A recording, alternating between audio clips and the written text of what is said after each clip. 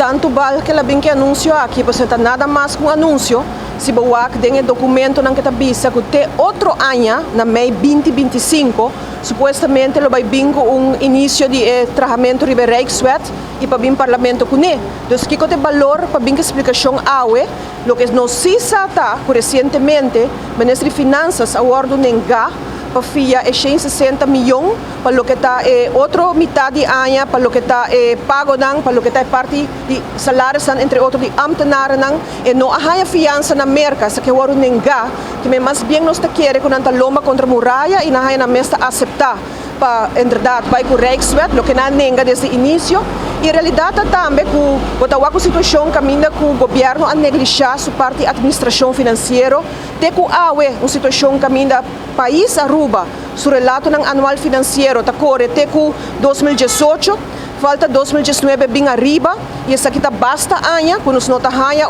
por visa accountability de parte do governo por não cita exigir dibo de pueblo em geral pero dinang mês essa aqui não tem caso. Nós está chamando para uma reunião depois que o ministro presidente anunciou via prensa que supostamente tem acordo ora bom que ela apresentar eigenlijk back no início trobe eta bisa que está favorável percentagem lo cambia não esta uma situação desfavorável para se boak de seu próprio anúncio tá teco outro ano supostamente também tem Rijkswet claro que Gustaf não tem que aceitar Rijkswet algo que o seu próprio partido vinha sapatear contra je na bisa entrega de autonomia etc não quer admitir que acaba mas o presidente afirma diferente vezes o Rijkswet bem cada vez com outro conteúdo e a bottom line está na mesa está sério e admitir que não tem callejón sem salida para o que é parte de finanças do país Aruba. Bota como ele se financia viaja bem quieto, que ela explica, que ela visa diretamente com esta parapa com outra metade de ano para pago de tudo o que está aparato governamental.